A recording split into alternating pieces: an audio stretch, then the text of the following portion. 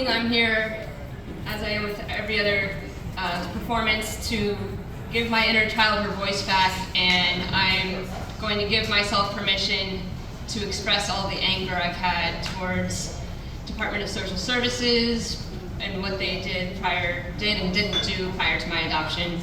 And I've actually got some inspiration from last night's Ted Lasso. I don't know if anyone in the room has any knowledge on that show, but I gotta give it a shout out. Yes, love that show, love it. All right. To the Department of Social Services, thank you for intervening in our care. But fuck you for ignoring the crystal clear signs of incestuous trauma. And fuck you for disregarding and dismissing the concerns brought to you about this. Thank you for sending us to safe foster families. And fuck you for sometimes sending us back to the abuse and neglect. Thank you for putting us up for adoption. But fuck you for scheduling weekly visits with my abuser. The inactions on your part caused us so much harm, even after the adoption. I spent my life feeling as though I wasn't allowed to have needs, that it wasn't safe to express myself. Even though our current parents are safe, I have spent my life unable to come to them about my struggles, to the point that when I found myself in excruciating pain in the middle of the night, I could not bring myself to wake my mother up. I was more willing to risk death that night than to interrupt my mother's precious sleep. Thank you for saving us, but fuck you for your incompetence. Thank you for giving us a shot at a brighter future, and fuck you for giving us all so many extra wounds to carry. Wow.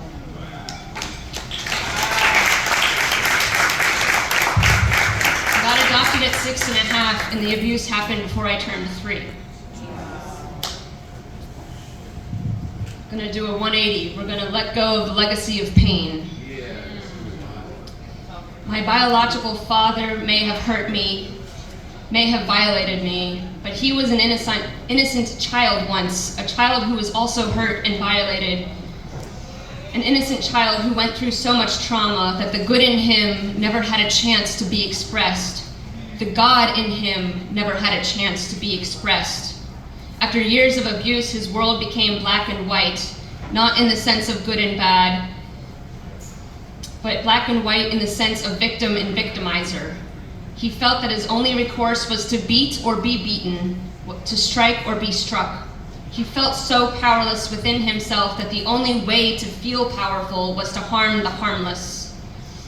My biological father violated me because of his own self-hatred and deep fear of the world. Yes, my father hurt me, but his own pain must have been unimaginable for him to do something so unconscionable. For this reason, and to grant myself peace, I choose right now to let go of his legacy of pain. Yeah. Thank you. Last one, brief. It's be the God that you are.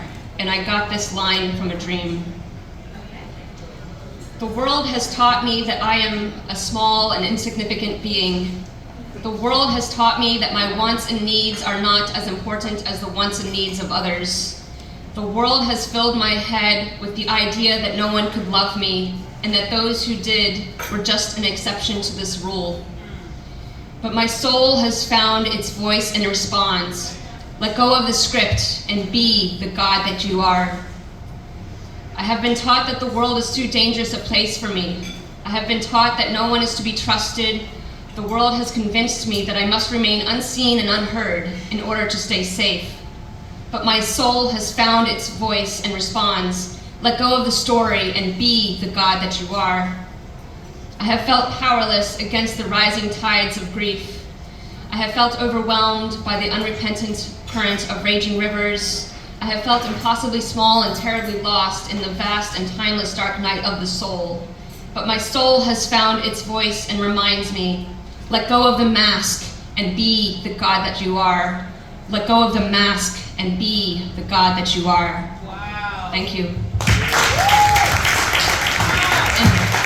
And you can find me on Instagram at Charlie.Wolf.Speaks, and it's Wolf with an E at the end, because I'm giving my inner child her voice back. Love it.